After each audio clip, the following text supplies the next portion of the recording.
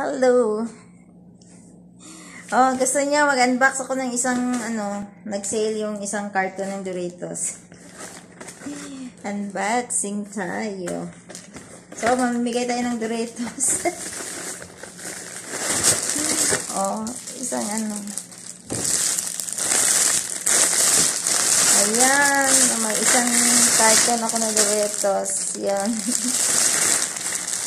Sinong gusto? Doritos.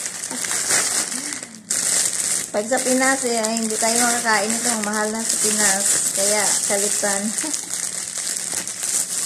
Yan, siya? 2, 4, 6. Lang to? 10 real. 21 grams. 21 grams. 12 packs siya. So, 10 real. So, worth ngayon, ang rate is 15. Wow, 300 din siya. Ay. Oh, 10 is 300. 150. 150 pesos. So, okay na, not bad, diba? Yung malaki sa atin, yung mahal din. Kaya ito.